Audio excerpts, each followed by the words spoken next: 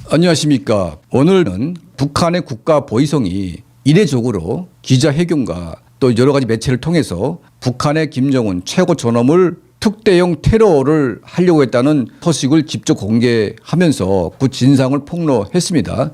여기에 얽힌 엄청난 스토리, 북한의 반혁명 조직이 존재했고 그 조직이 얼마나 엄청난 일을 했는지 여러분께 상세하게 전달해 올리겠습니다. 자, 북한의 우리 민족끼리 언론 매체에서 이런 식으로 공개를 했습니다. 남조선 국정원이 첨단 장비들을 들여보내가지고 김정은을 암살하기 위한 모해를 꾸몄다. 여기에는 미국의 CIA도 개입을 됐다. 뭐 이런 식으로 얘기를 했는데 뭐 이 사건에 미국의 CIA가 개입되는지는 모르겠습니다. 북한의 국가 보위성이 또 북한의 김정은이 아주 발작을 했습니다. 그리고 이 사건을 대대적으로 폭로했는데 이 사건의 배후에는 저도 알지만 북한 인권운동을 오래 했던 도의윤 대표가 이 사건의 주동자로 연계를 했고 이 도의윤 대표와 알게 된 북한 사람이 주축이 돼가지고 또 북한 내부에 혁명 조직을 만들어서 결정적인 순간에 김정은을 암살하기 위한 이런 모의를 꾸몄고 실행 단계에서 이제 발각이 됐다 이런 얘기입니다. 북한의 이제 우리 민족끼리에서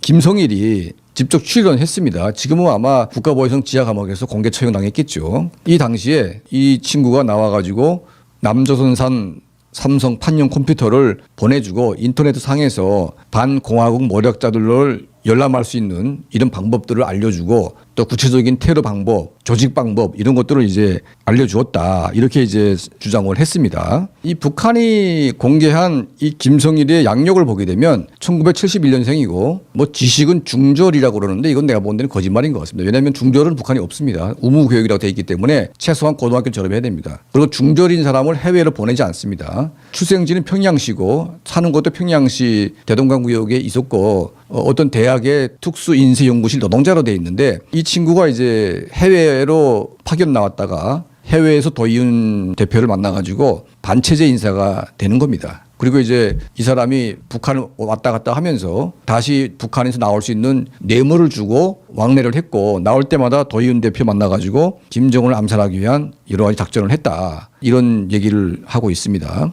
이 당시에 국정원장이 누구냐? 바로 이병호 전 국정원장인데 2015년 3월부터 2017년 6월까지 이병호 원장이 재임을 했습니다. 그러니까 2015년부터 17년 사이에 이 사건이 있었고요. 그리고 이제 이 국정원에서도 이 사건을 아마 인지를 했습니다. 그리고 요원들이 투입이 돼가지고 이 조직을 잘 키워가지고 실제로 김정은을 암살하기 위한 여러 가지 작전을 꾸민 것으로 보이고 있습니다. 뭐 예를 들면 푸틴이 주로 써먹는 독극물 이런 것들이 있고 공기상에서 뭔가 발생할 수 있는 암살 뭐 이런 것들이 있는데 아주 교모하게 깜짝같이 김정은을 암살하기 위한 다양한 이걸 했는데 실질적으로 그런 물질들을 이 사람에게 전달한 거는 같지는 않습니다. 그러니까 그런 아이디어 차원에서만 나왔지 실제로 김정은을 암살하기 위한 구체적인 물질들이 들어간 것 같지는 않고 그냥 말만 이렇게 한 것 같습니다. 북한은 사건이 있을 때마다 이걸 부풀리기도 하고 또 이제 대한민국이나 미국의 정보기관을 공격하기 위한 수단으로 삼기도 합니다. 이 사진은 오토 원비어를 무슨 미제 고용 간첩으로 몰아가지고 적대 분자로 이제 기자회견 시켰던 이제 그런 사진인데 자, 이런 형식의 기자회견을 여러 건 했습니다. 김성일이 이런 기자회견장에 나와가지고 여러 가지 얘기를 했는데 이건 북한이 공개하진 않았어요. 그만큼 이제 김정은이 암살하려고 했다는 사건이 중대하다고 판단됐기 때문에 구체적인 공개는 안 한 것 같습니다. 다만 아주 국렬한 북한 내부의 반발이 있었고 이것 때문에 박근혜 대통령과 이병호 전 국정원장에 대한 북한의 분노가 하늘을 찔렀다 이런 얘기가 있습니다.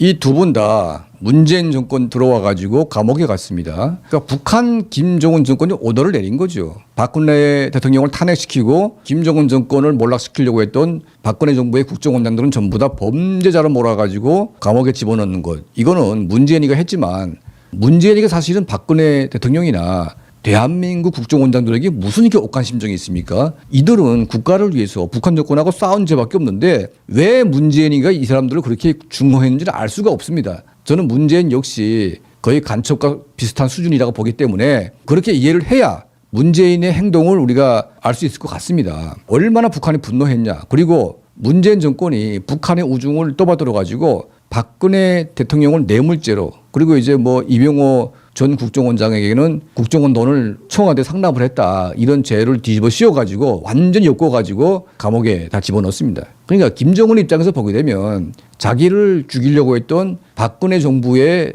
지휘부가 완전히 쑥대밭이 되고 감옥에 갔기 때문에 얼마나 통쾌했겠습니까? 이 사건은 이제 뭐 사실은 김성일과 도의원 대표 그리고 국가안전보위부 간에 얽혔던 사건인데 여기에 뭐 미국의 정보기관이 개입된지는 모르겠습니다. 제가 보기에는 아닌 것 같아요. 그건 한국의 국정원이 개입을 해가지고 혁명 조직을 확대시켜서 김정은에게 반격을 가할 수 있는 기회를 만들어 보려고 했다. 이건 사실인 것 같습니다. 그리고 이런 조직들이 이 사건만 있는 게 아니고 북한 내부에 꽤 있습니다. 다만 외부와의 연계가 쉽지 않기 때문에 그 북한의 많은 혁명 조직들이 대한민국의 국정원과 연계해가지고 일을 하고 싶어 하는데 이들이 누굴 믿고 반정부 활동을 하겠습니까? 그러니까 나라가 얼마나 위급한 상황에 빠져 있고 북한 사람들이 보기에도 이게 얼마나 대한민국이라는 나라가 엉망진창인지 짐작이 가고도 남는 게 아니겠습니까? 간첩 사건을 저희가 다시 재취재하면서 여러분께 알려드리는 것은 이 사건 자체가 잘 알려지지도 않았고